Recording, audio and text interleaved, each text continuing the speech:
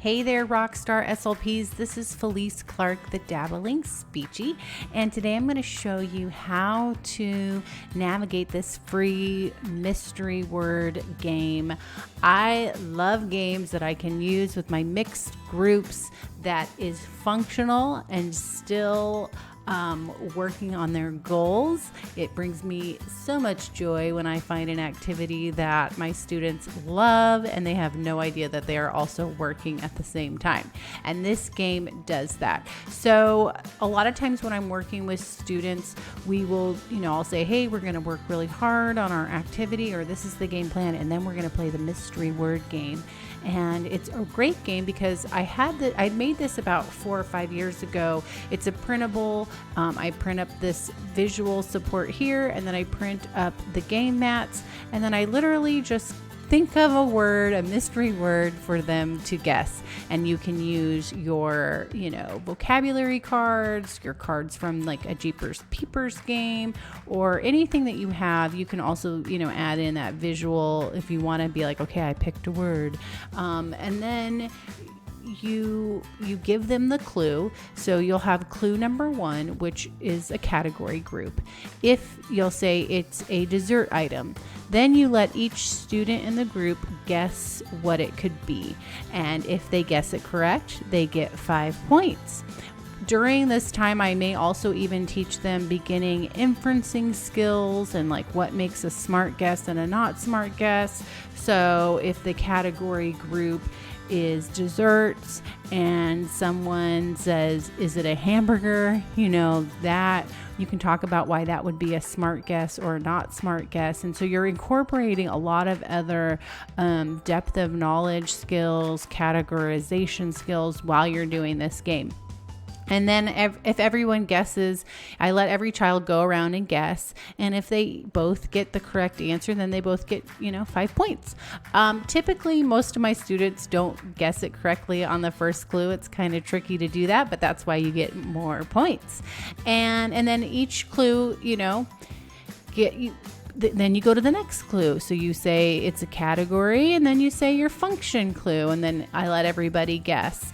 And then if someone guesses it, it goes on the points. And what's really great for mixed groups is that you can use words for their speech sounds. If they're working on carryover, you can work on, words that you have been covering for like a fall theme or a winter theme. So you can use words from a book you've been reading. So you really can adapt it to really tie in to whatever activity you're doing. And when you're using the Google Slide version, if you put it in present mode, you'll be able to use those little buttons to get to what you need for each part of the game. So if you're doing this digitally, you can easily navigate to the different places on the Google Slide, and it makes it really seamless when you're working with a student. So you'll have these slides up here that have, you're going to, they're editable, you'll insert your clues, so you can make this as a weekly game or a weekly warm-up, and you have one mystery word for the week. And then you also have these cool, fun slides to make it engaging, like, oops, try again, or you got it. And this way, you can create some structure within your lesson that every week you're going to do a mystery word game. Or you can batch a bunch of these and play 5 different words, and have it as a game. So this is the mystery word where you would insert a picture if you would like, for what your word is for the week. And you're going to insert the clue. And so we're going to do a mystery word. We're going to go up to search, and we're going to search the web because it's so easy. And my mystery word is going to be donuts. So I'm going to click the picture I want, click insert. Then I'm going to resize the image to fit in this little picture box. And now I have my mystery word slide ready to go. Then I'm going to go into each of the slides and write the clue for that word. So it is a something sweet, or we could put it in the sweet treat category. I was struggling with what I wanted to write for that. Yeah, it's a sweet treat. And then now we're in present mode, and you're going to give your clue to your students. You're going to say it's in the sweet treat category group.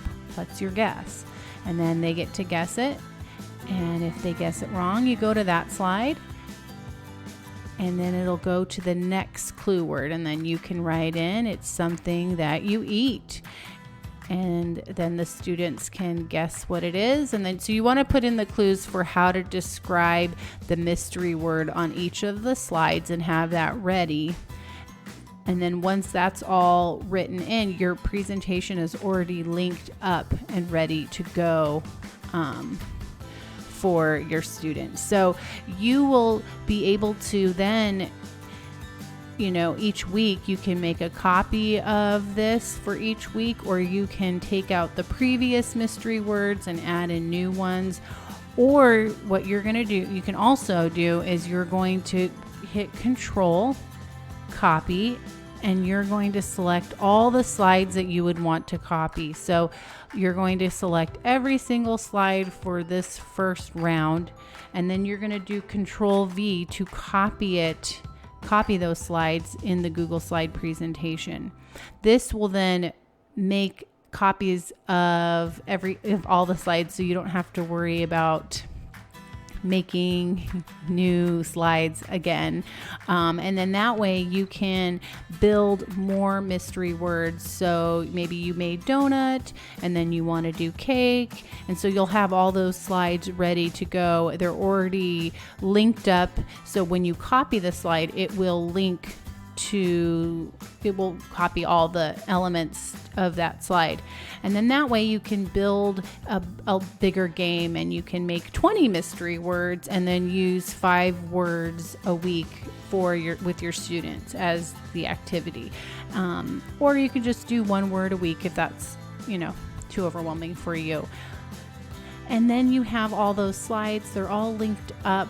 So that way, if you click the button, it's going to go to the oops slide or the mystery word slide. So you don't want to necessarily mess with those. All I did was I clicked the button that I wanted, and then I inserted a link. I linked them to the slide specifically so that when you click it in present mode, it goes to the slide that you want. So I hope this was helpful, guys. There's directions on the first slide, and please reach out in the comments if you have any questions or if this was helpful. And I hope that you remember to be the SLP that every kid wants to see. They will definitely want to see you with this game. So tag me on social media if you use it. All right. Take care, everyone. Bye.